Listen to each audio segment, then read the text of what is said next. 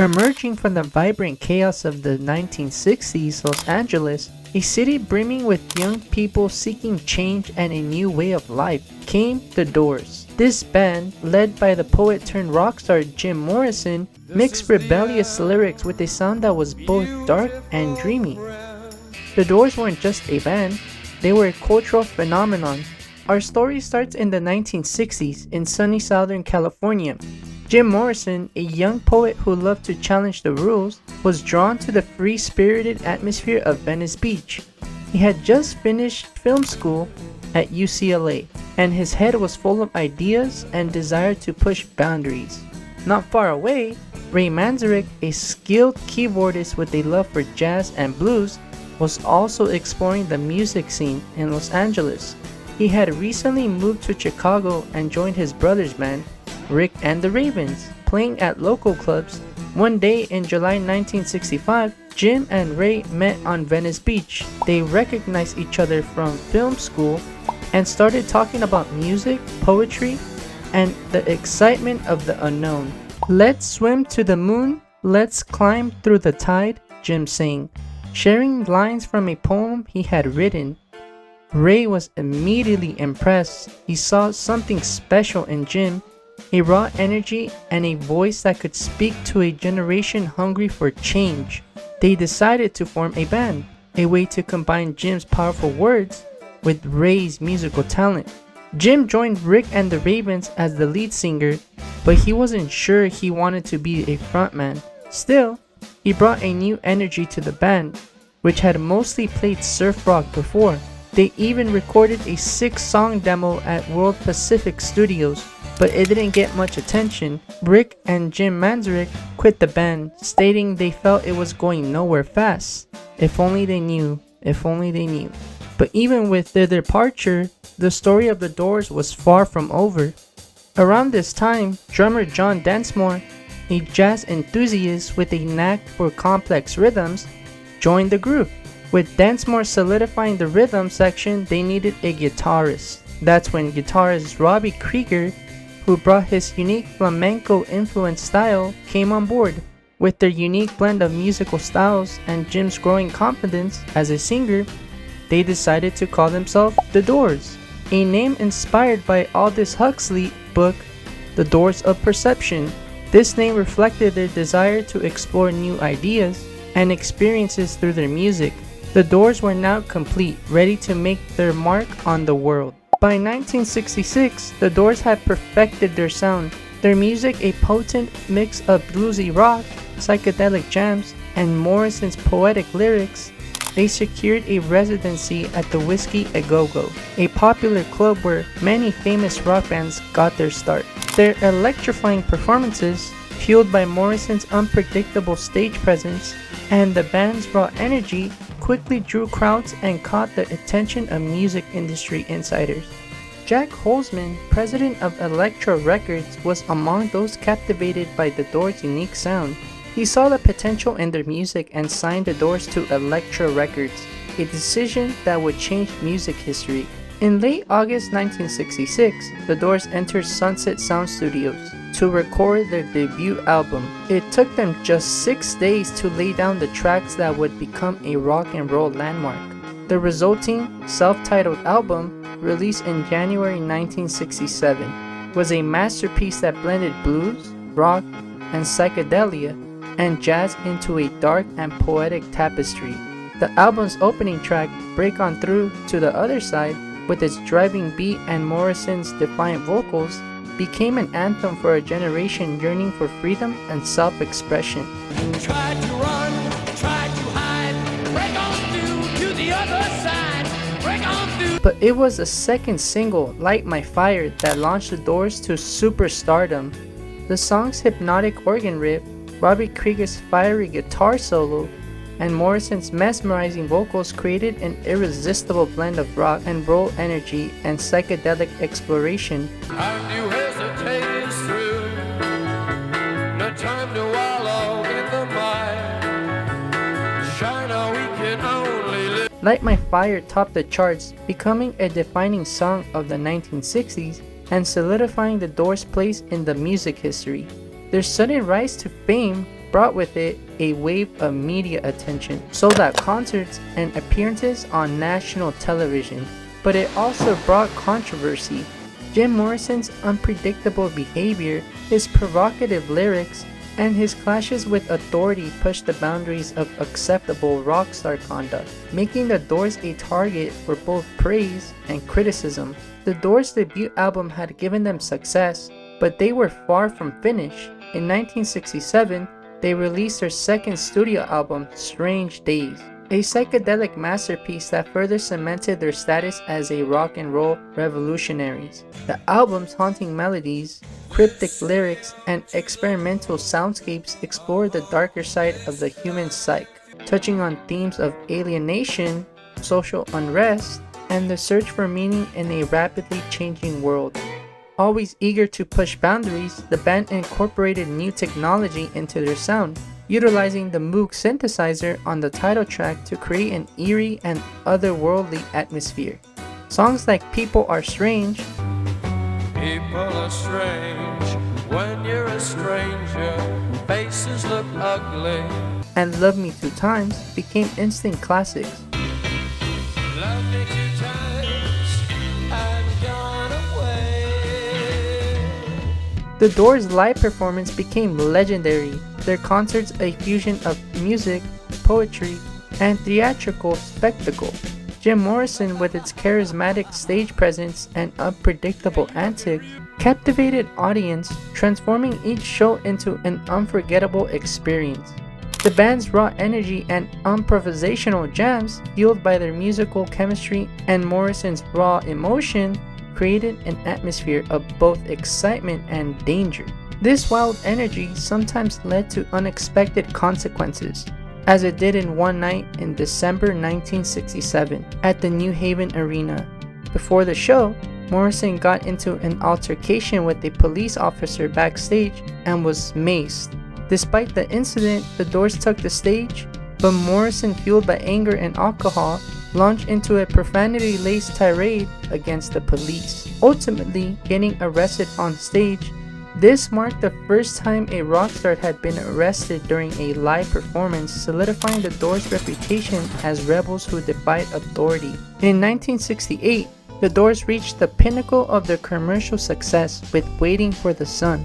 This album marked their first and only time reaching the #1 spot on the US Billboard 200 chart, showing just how popular they were becoming and how much people loved their music. The psychedelic anthem, Hello, I Love You, Hello, I love you, let me jump in your game. She's walking down the street. and the dreamy Love Street, inspired by Morrison's relationship with Pamela Corson, topped the charts, solidifying their place as one of the biggest bands in the world. But beneath the surface of their success, tension were brewing. Morrison's increasing reliance on alcohol and drugs, coupled with his unpredictable behavior, began to strain the band's dynamic. The Doors' experimentation continued with 1969's The Soft Parade. This album saw them incorporating brass and string arrangements, a departure from their raw, psychedelic sound. While some critics praised their ambition, others felt the album lacked flow.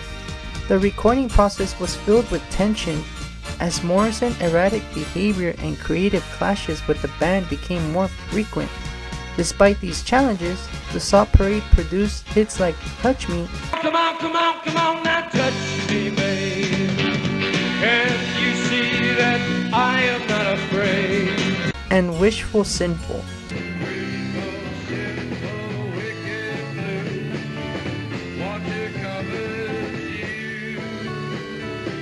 Showcasing their ability to adapt and evolve while retaining their signature sound. By 1970, the Doors were at a crossroad. Jim Morrison's personal struggles with addiction and his increasingly erratic behavior were taking a toll on the band.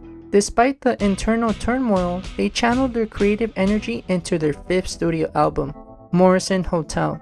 This raw and bluesy record marked a return to their roots, with tracks like Roadhouse Blues, I'll keep your eyes on the road, your hand upon the wheel. and Waiting for the Sun, Waiting for the sun, waiting for the sun. showcasing their raw energy and musical skill. The album was a critical and commercial success, proving that the Doors could still deliver a powerful music despite the challenges they faced. However, the band's internal tension and Morrison's personal demons continued to cast a shadow over the success. A short tour to promote Morrison's Hotel proved to be a turning point.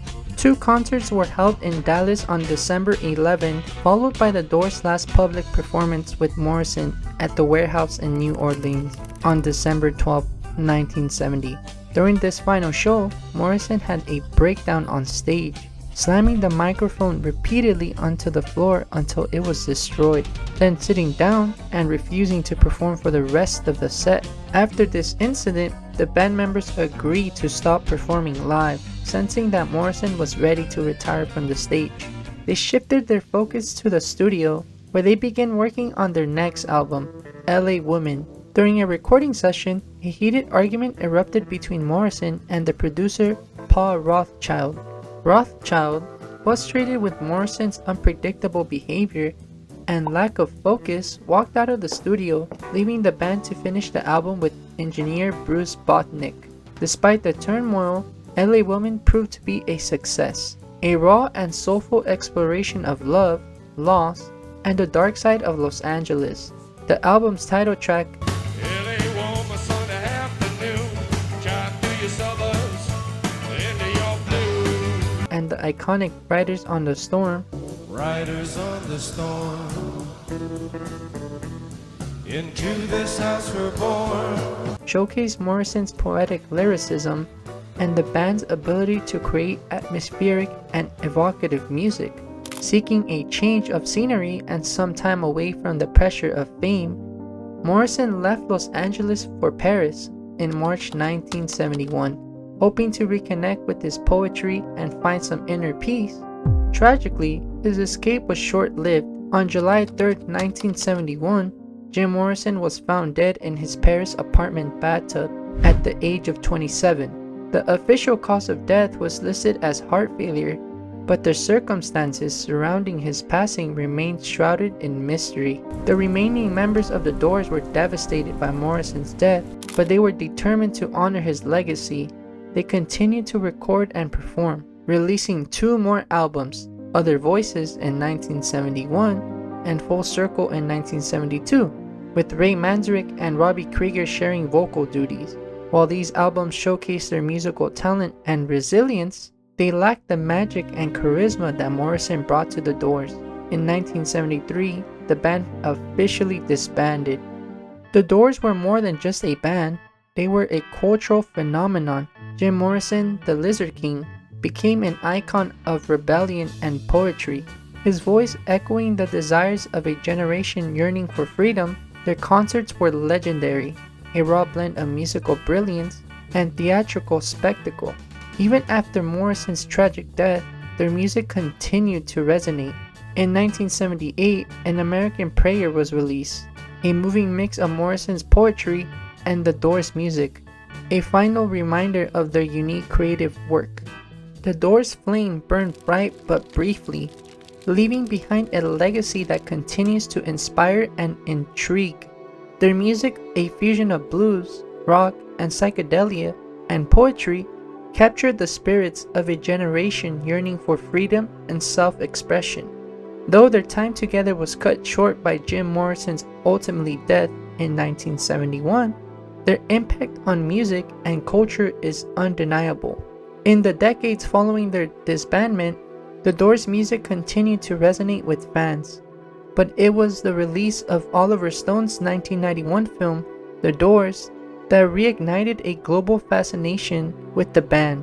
The film, a dramatic and often controversial portrayal of Jim Morrison and the band's rise to fame, introduced their music to a new generation and solidified their status as cultural icons. Today, the Doors remain one of the most influential and enduring bands in rock history. They were inducted into the Rock and Roll Hall of Fame in 1993, cementing their place amongst music elite.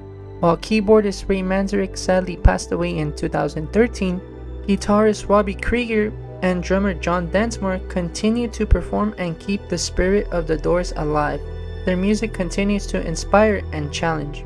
Their legacy, a testament to the power of creativity, rebellion, and the pursuit of the unknown. The Doors opened the doors of perception, and the world has never been the same.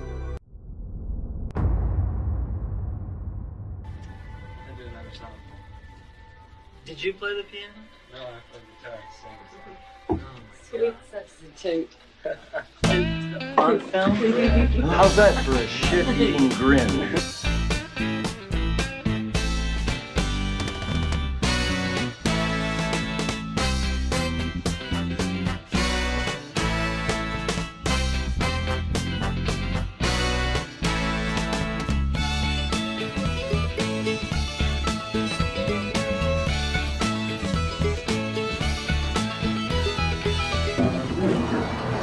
Oh man, I mean, this is ridiculous. Can I have my quarters back? Why?